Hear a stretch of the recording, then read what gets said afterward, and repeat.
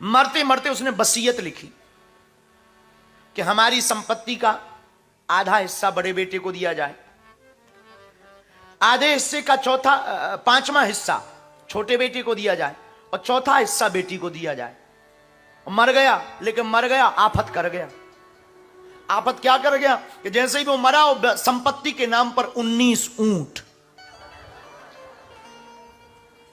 अब कहा कि भाई बंटवारा करो, पंचायत बैठी बंटवारा के लिए। अब 19 ऊंट का बंटवारा क्या करें? अब लिखी था वसीयत में, पहली लाइन लिखी थी कि आधा हिस्सा बड़े बेटे को दिया जाए। अब 19 का आधा क्या करें? या तो एक ऊंट को काटना पड़ेगा।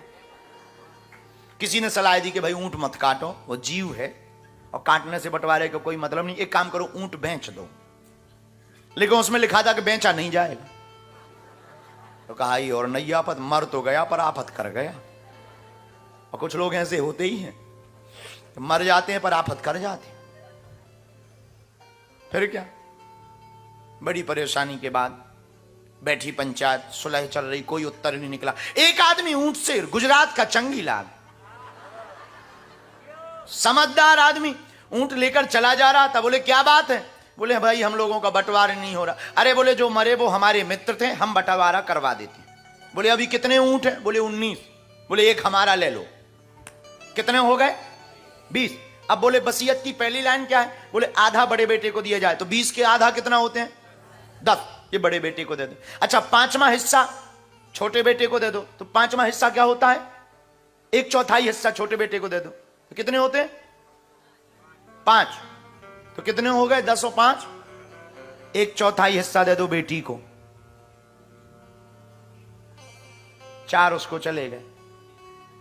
बट कितने गए? बचा कितना? बोले ये हमारा वापस कर दो।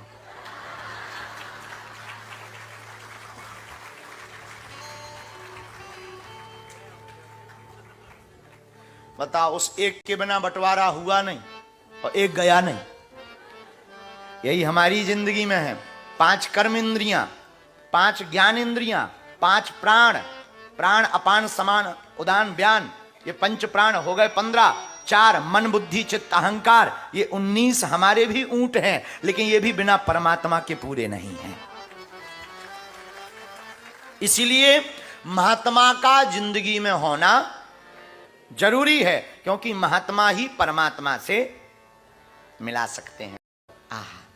एक आदमी मर गया, मरते मरते उसने वसीयत लिखी